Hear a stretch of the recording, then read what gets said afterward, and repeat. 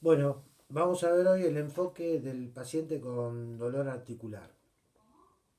Primero a intentar una pequeña clasificación para ubicarnos y vamos a dividir en dos ramas, las no inflamatorias y las patologías inflamatorias. De la no inflamatoria tenemos lejos la más frecuente, que es la artrosis o osteoartritis. Tenemos la condrocalcinosis, tenemos las neoplasias o también la neuroartropatía, como se ve en la diabetes, sobre todo en el pie. Estas no inflamatorias son porque no elevan eritro ni proteína C reactiva. Y en el otro grupo tenemos las inflamatorias, que la podemos dividir en dos ramas, que afectan fundamentalmente a predominio axial o a predominio periférico. ¿Cuáles son las que tienen afección predominantemente axial? La espondilitis anquilosante, la asociada a enfermedad inflamatoria intestinal, al Crohn o a la colitis ulcerosa, la psoriásica y el síndrome de Reiter. Esas cuatro. Nos vamos a la otra rama, que son las que predominantemente afectan en forma periférica, y la vamos a dividir en tres ramas: monoarticulares, oligoarticulares o poliarticulares. Monoarticulares, o sea que se afectan una sola articulación. Tenemos la cristálica, donde está la gota, es la más frecuente, y las infecciosas. Dentro de las oligoarticulares tenemos las artritis reactivas, como el síndrome de Reiter, que aunque ya lo habíamos nombrado en la axial, que también puede ser, y tenemos la psoriásica. Y dentro de que también lo habíamos nombrado como axial. Y dentro de las poliarticulares tenemos la fiebre reumática, la artritis reumatoidea y el lupus eritematoso. Vamos a dar algunos detalles de ellas y algunos los vamos a ver en forma más específica en otros prácticos. Bueno, vamos a hablar de artrosis. La artrosis o osteoartritis es lo mismo. Es una enfermedad crónica, progresiva y que es mayor en personas, se ve más en personas mayores y más aún a cuanto más edad. Y se puede producir por diversos mecanismos. ¿Qué tiene la articulación con artrosis? Bueno, va a haber erosión del cartílago, hipertrofia de las márgenes óseas, lo que se llaman osteofitos. Va a haber esclerosis subcondrial por abajo del cartílago, alteración de la membrana sinusal y alteración de la cápsula articular. Tiene una frecuencia de un 30% en adultos, de adultos para arriba.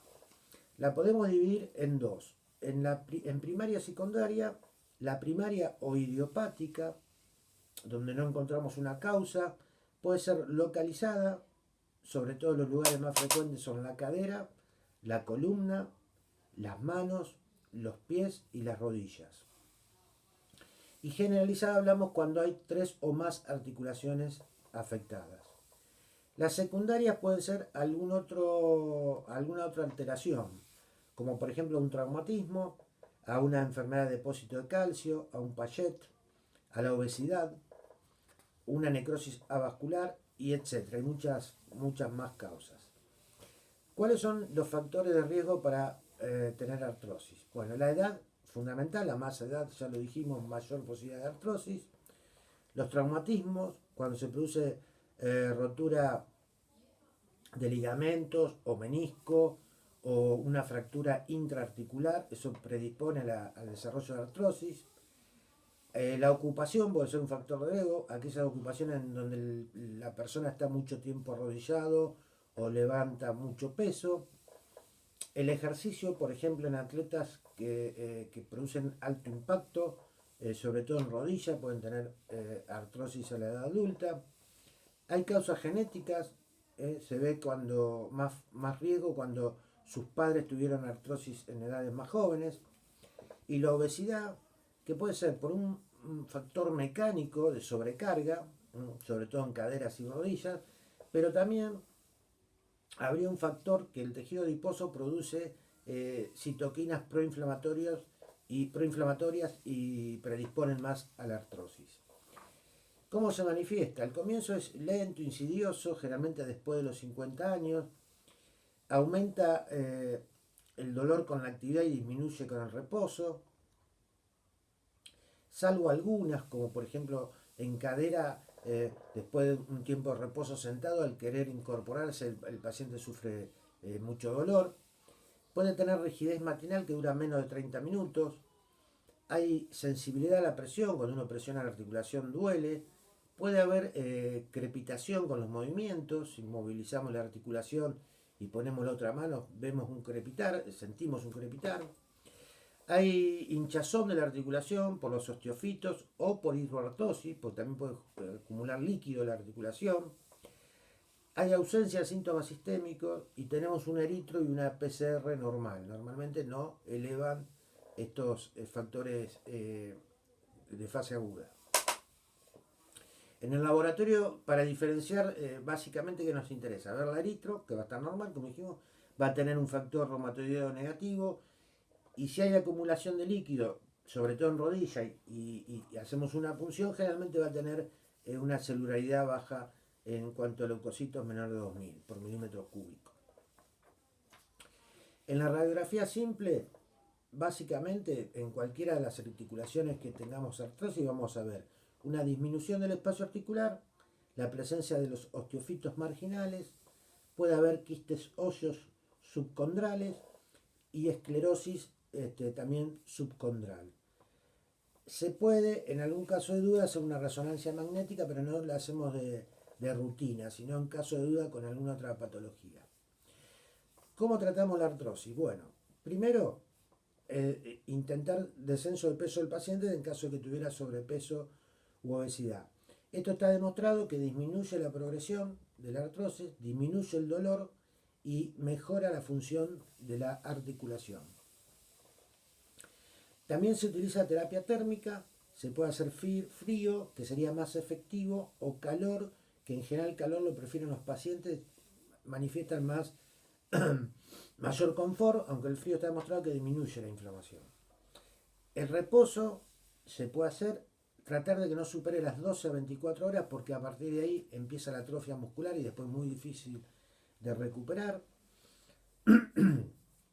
El tratamiento con actividad física es lo de rehabilitación, es lo más eficaz, aumenta la flexibilidad, va a aumentar la fuerza muscular y va a aumentar la movilidad articular. Hay que ajustar esta actividad de rehabilitación a cada paciente y a cada articulación. Lo que sí, en forma general, los ejercicios en el agua son los que mejor respuesta en general tienen. En cuanto a la analgesia, de elección es el paracetamol. Se usa de 1 gramo 4 veces por día. Ojo, si el paciente tiene una hepatopatía crónica o es alcoholista, tratar de no usarlo. Los DAINE tienen igual eficacia que el paracetamol. Los más utilizados son el ibuprofeno, 600 miligramos 3 veces por día, o el naproxeno de 375 a 500 miligramos 2 veces por día. Después tenemos los inhibidores selectivos de la COX-2, como el Eterecoxib, que se le da 90 miligramos por día. Hay que dárselo en pacientes que tienen riesgo cardíaco bajo y en aquellos que han tenido problemas gástricos, porque no trae tanto problema con los otros DAINE desde el punto de vista digestivo. En algún caso se puede utilizar corticoides intramuscular, la infiltración. Lo ideal es utilizar triamcinolona de 10 a 40 miligramos por día, según el tamaño de la articulación. En articulaciones más chicas, 10 miligramos, articulaciones más grandes como rodilla, 40 miligramos. Y se utiliza cuando no hay respuesta a todo el resto de tratamiento que habíamos hablado. Y se trata de no utilizar más de 3 a 4 veces a lo sumo en el año. Bien, otro tipo de tratamiento actual es el ácido hialurónico intraarticular. Usa una infiltración con ácido hialurónico. Aparentemente no supera a los DAINE y a los corticoides. Se usa sobre todo en rodillas. Les voy a nombrar 4 tratamientos más que están, pero que faltan más estudios, que todavía no está, realmente uno puede definir con precisión su utilidad, que es la glucosamina, el clonidin sulfato, la diacereína y los insaponificables de palta y soja. Se los dejo como una curiosidad. También podemos llegar por último a la cirugía. Se puede hacer la artrodesis de la articulación, o sea, fijarla para que no duela. Por ejemplo, se puede utilizar en el carpo, en el pie o en la columna.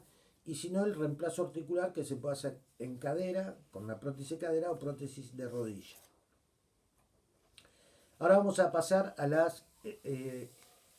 el grupo de las inflamatorias, que las dividíamos en dos, axiales y periféricas. Vamos a hablar de las axiales, y ahí tenemos las espondilitis seronegativas, se llaman así porque tiene factor reumatoideo negativo, y entre ellas tenemos a la espondiloartritis axial, que está la espondilitis anquilosante y la espondilitis anquilosante no radiográfica. Tenemos las artritis reactivas como Reiter y las asociadas a enfermedad intestinal y a la psoriasis. El 80% de estas axiales empiezan generalmente en jóvenes, menores de 30 años. Antes las espondilitis eran a predominio masculino, casi 10-1. Hoy en día está equiparado porque muchas mujeres presentan, que antes no se conocía, la espondilitis anquilosante no radiológica. ¿Cuáles son las manifestaciones? Bueno, la lumbalgia es una de las principales, es insidiosa, generalmente dura más de 3 meses, comienza ante los 45 años, como habíamos dicho. La rigidez matinal es mayor de 30 minutos. Muchas veces el paciente es bastante característico, se despierta con lumbalgia en la segunda mitad de la noche, en el amanecer. Mejora con la actividad, a medida que se mueve empieza a disminuir el dolor. Puede en algún caso tener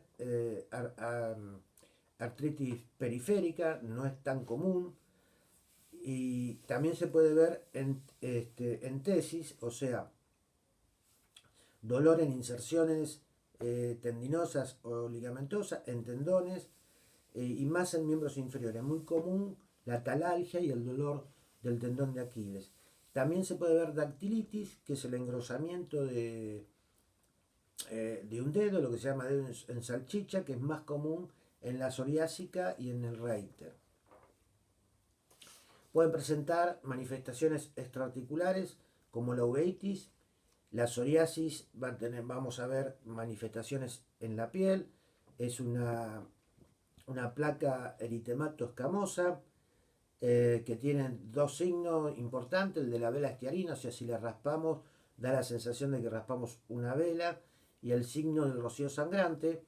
La psoriasis tiene una hipertrofia de las papilas dérmicas, y al raspar queda un puntillado, por eso se llama rocío sangrante. Muchas veces se puede manifestar ante la artritis psoriásica que las manifestaciones cutáneas, y hay veces hay que buscarlas porque puede ser mínimas, de 1 centímetro, y el paciente no las refiere. Estos lugares específicos hay que buscar, que puede estar la lesión dermatológica, puede ser en la zona interglútea, detrás de la oreja, o en la zona del ombligo, en el interior del ombligo. Y bueno, también tenemos manifestaciones extraarticulares en la enfermedad inflamatoria intestinal que ya habíamos visto. En cuanto a la radiología, vamos a ver, nos interesa ver las sacroiliacas, generalmente la espondilitis anquilosante es bilateral y simétrica, los signos de espondilitis. Caderas también nos interesa, y las interfalángicas distales, donde vamos a ver reabsorción ósea, imágenes en copa o imagen en punta de lápiz de la última falange. Estas lesiones interfalángicas son comunes de la psoriasis.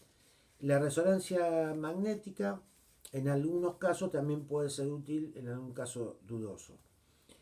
En cuanto al laboratorio, vamos a tener una eritro o una PCR elevada, y es importante el pedido del antígeno histocompatibilidad, el HLA-B27, que es positivo en la espondilitis anquilosante y en un porcentaje alto en el síndrome de Reiter. Tratamiento de las axiales es la actividad física, ejercicios en el agua sobre todo, DAINE como dijimos en la artrosis, y también se pueden usar los biológicos, el antifactor de necrosis tumoral o anticuerpos monoclonales anti-L17A. Bien, de las inflamatorias que nos quedan, habíamos dividido en tres: monoarticulares, oligoarticulares y poliarticulares. De las monoarticulares son las monoartritis. Tenemos dos causas importantes, que son las cristálicas y las infecciosas. Las cristálicas tenemos la gota, que es por el depósito de urato monosódico. Tenemos la llamada pseudogota, que es por pirofosfato de calcio. Y tenemos por fosfato de calcio o hidroxiapatita. Son las tres cristálicas. Y las infecciosas tenemos dos posibilidades.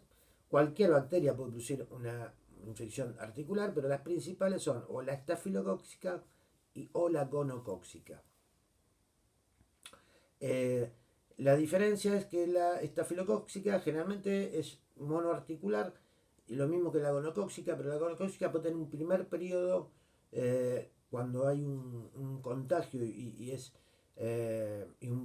se produce una sepsis, y puede tomar varias articulaciones, pero después queda localizada en una donde queda localizado el gonococo. ¿Cómo diferenciamos estas distintas monoartritis? Bueno, lo fundamental es, aparte de otros métodos complementarios, es la punción del líquido sinovial, que vamos a dar las distintas características. ¿Cómo es normal un líquido sinovial? Es incoloro, es transparente, tiene menos de 200 leucocitos por milímetro cúbico, menos de 25% de neutrófilos en estos leucocitos. La glucosa es normal, el cultivo, si lo hiciéramos, es negativo, y los cristales son negativos.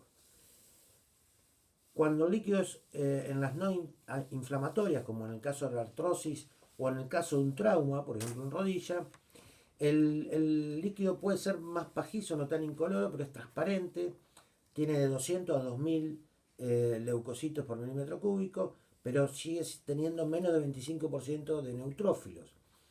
La glucosa es normal, el cultivo es negativo y los cristales son negativos.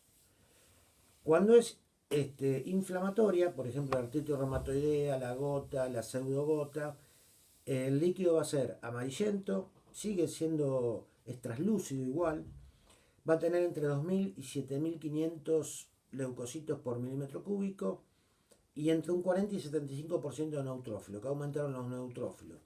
La glucosa va a estar levemente disminuida, el cultivo negativo, y podemos o no encontrar cristales.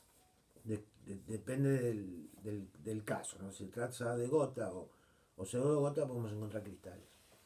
En cambio, cuando ya es infecciosa, el líquido puede ser variable, su coloración, generalmente es opaco, va a tener más de 75.000 glóbulos blancos por milímetro cúbico, y más de 75% van a ser neutrófilos. Y ahí sí la glucosa va a estar muy descendida, y el cultivo posiblemente nos dé negativo y sin cristales. Pasemos ahora a las oligoarticulares. Entre ellas tenemos las artritis reactivas y síndrome de Reiter, en los cuales el HLV27 en un 50-80% de los casos positivo con la espondilitis anquilosante. Es una inflamación aguda de la membrana sinovial, y es generalmente secundaria a una infección genital, como por Chlamydia trachomatis o ureaplasma uralítico, que son los más comunes, pero puede haber otros, o una infección gastrointestinal. Entre lo más común es la salmonela, pero puede ser Shigella, Campylobacter, Clostridium y otros. Se caracteriza por la tríada de artritis, uretritis y conjuntivitis. La otra que tenemos de oligoarticular es la psoriásica, que ya hablamos, que podía ser axial o periférica o ambas. Y por último, vamos a tener dentro de las inflamatorias poliarticulares, donde las más comunes son la artritis reumatoidea, el lupus y la fiebre reumática, que no me voy a referir porque lo vamos a ver en específico en otro de los prácticos. Bueno, muy bien. Hasta luego.